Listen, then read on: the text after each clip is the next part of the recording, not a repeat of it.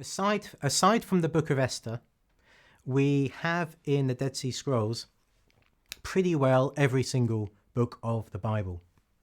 Some more complete than others. I mean, we're talking here about accident of discovery. But in many, many cases, hundreds of cases, we can sit down and compare the Bible as we now have it in Hebrew with the Dead Sea Scrolls fragments and sometimes manuscripts, and we find a surprising degree of accordance between the two. Now, it's not 100% identical, but that is because the way a language is written down changes over time. So if you look at the way English was written 400 years ago, it's different to how English is written now. You can read the same text today and how it was written 400 years ago, and you can see that they are virtually identical. You wouldn't say that's not accurate just because the orthography, the way it's written, has changed. It's the same with the Hebrew Bible. We have the manuscripts in the Dead Sea Scrolls. We have the later medieval manuscripts. They are in all but very trivial variants identical. So the Dead Sea Scrolls were discovered in the middle of the 20th century. And it was an amazing discovery, which even at the time, people knew this would revolutionize our understanding of the history of the text of the Bible. And it has in wonderful ways. And as a Christian, what it has shown has very much affirmed my beliefs in every way.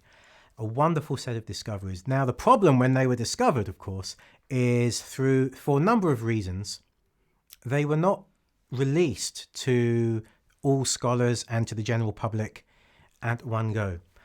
And this was for a number of reasons, including political intrigue, anti-Semitism on the part of a lot of people who had them at the start, petty jealousies, academic jealousies and rivalries. It's a very sorry tale. Gezer Vermish, the great father of Dead Sea Scrolls studies in the United Kingdom, University of Oxford, called it the academic scandal par excellence of the century. But there was not a cover-up.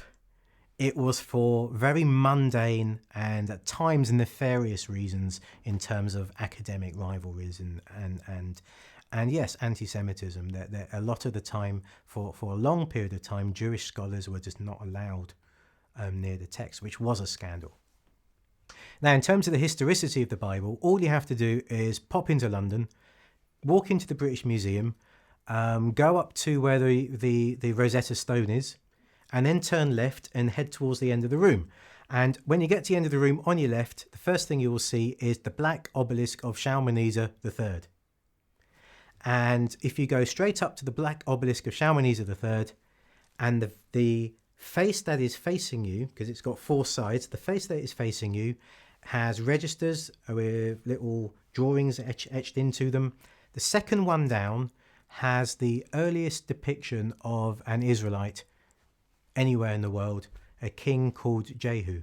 And the inscription reads in Akkadian, "I received tribute from Jehu of the house of Omri." According to the Bible, Jehu wasn't from the house of Omri, but the Neo-Assyrians didn't care. As long as they were getting their taxes, they were happy. So the house of Omri is just how they referred to the northern kingdom of Israel. This is back in the Neo-Assyrian period. So you can go there and you can, if nobody's looking, you can touch an Israelite. That is who's mentioned in the Bible. And then you can walk around the rest of the British Museum and you can have confirmation after confirmation after confirmation of the historicity of the biblical text, if you look carefully.